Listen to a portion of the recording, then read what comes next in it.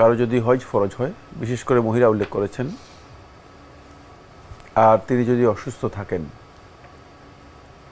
তাহলে তাকে বদলি হজ করাতে হবে কি না?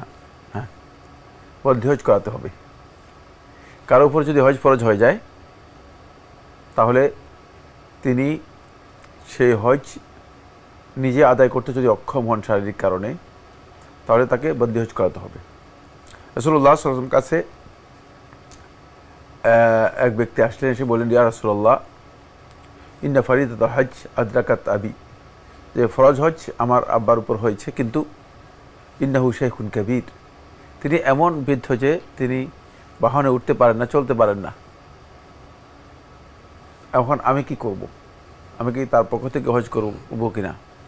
তখন রাসূলুল্লাহ সাল্লাল্লাহু আলাইহি ওয়াসাল্লাম বলছেন, হ্যাঁ, হুজ্জা আরাবিকা ওয়া আতামির, যে তুমি তোমার বাপের পক্ষ থেকে হজ এবং উমরা পালন করো, হজ এবং উমরা পালন করো। এখানে গুরুত্বপূর্ণ একটি বিষয় আমরা নির্দেশনা করতে চাই, সেটা হচ্ছে এই হাদিস থেকে বোঝা যায় যার উপর হজ ফরজ হয়েছে তিনি উমরাও করবেন, উমরাটা তার উপর ওয়াজিব। হজ এবং উমরা একটা আরেকটার পরিপূরক, একটার সাথে আরেকটা সম্পর্ক রয়েছে। তিনি উমরাও পালন করবেন, হজও পালন করবেন, দুইটা। হুজ্জা আনাবিক ওয়া আতামের থেকে বোঝা যাচ্ছে যে হজ এবং উমরা দুটোই পালন করা তার উপর ওয়াজিব, হজও করবেন, উমরাও করবেন। কিন্তু কোনো ব্যক্তির উপর যদি হজ ফরজ না হয় থাকে, তাহলে তার উপর উমরা ওয়াজিব হবে না। হজ ফরজ না হলে উমরা ওয়াজিব হওয়ার কোনো বিধান নেই, উমরা তার উপর নফল থেকে যাবে।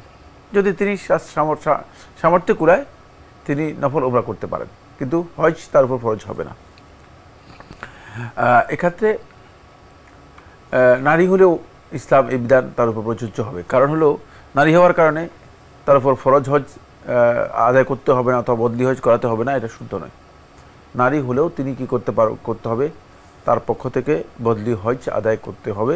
আর বদলি হজের ব্যাপারে রাসূলুল্লাহ সাল্লাল্লাহু আলাইহি ওয়াসাল্লাম অনুমোদন দিয়েছেন, যেহেতু হজ এমন একটি ইবাদত, যে ইবাদতের মধ্যে কোনো ব্যক্তি যদি অক্ষম হন, তার পক্ষ থেকে অন্য ব্যক্তি তার প্রতিনিধি হিসেবে, তার নায়েব হিসেবে সেটা পালন করতে সক্ষম হন, জায়েজ হয়েছে।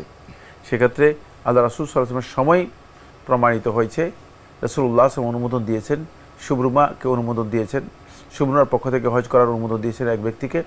এবং অনেকেই আল্লাহ রাসূল সাল্লাল্লাহু আলাইহি ওয়াসাল্লামের সময় যারা হজ করতে পারেন নাই অথবা হজের অক্ষমতার কথা প্রকাশ করেছেন, রাসূলুল্লাহ সাল্লাল্লাহু আলাইহি ওয়াসাল্লাম তাদের পক্ষ থেকে হজ করতে অনুমোদন দিয়েছেন।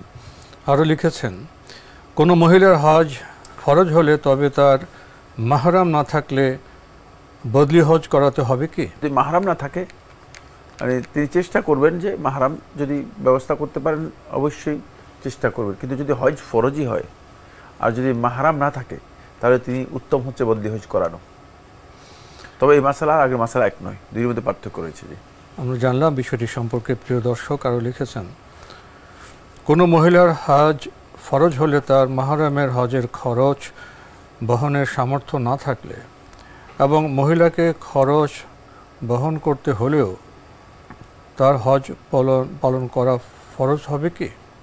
মাহরাম যদি নিজে কেউ মাহরাম না যায়, তাহলে তার হজ ফরজ হওয়ার জন্য শর্ত হচ্ছে তিনি মাহরামকে নিয়ে যেতে পারেন, যে সে টাকাটা থাকতে হবে, সে ব্যবস্থাটা থাকতে হবে, অন্যথায় তার উপর হজ ফরজ হয়নি। তো খরচ নাই, পাচ্ছেন না, হজ ফরজ নয়, না, খরচের সাথে সম্পৃক্ত নয়। মাহরাম যদি হজে যান, তাহলে তিনি মাহরামের সাথে হজে যেতেই পারবেন। তিনি বলছেন যে কিন্তু যদি এমন হয় যে মানে মাহরাম কেউ যাওয়ার মতো হজে নেই, কিন্তু মাহরাম আছে, অথবা মাহরামের হজে যাওয়ার সামর্থ্য নেই, অর্থ নেই, তাহলে এই অবস্থায় মাহরামের অর্থ ব্যবস্থা মহিলার উপর করতে হবে, এবং তার উপর হজ ফরজের জন্য এটা একদল আলেম শর্ত বলেছেন। তবে এই বক্তব্য সঠিক নয়, এই বক্তব্য সঠিক নয়। সঠিক বক্তব্য হচ্ছে হজ ফরজ হওয়ার জন্য মাহরামের টাকা থাকতে হবে, এটা শর্ত নয়। কারণ মাহরাম যেতে পারলেই হজ ফরজ হয়ে যাবে। এখন মহিলারও অর্থ নেই দেওয়ার মতো, মহিলার যদি যাওয়ার মতো অর্থ না থাকে, তাহলে তিনি যাবেন না, তারপর হজ ফরজ হয়নি।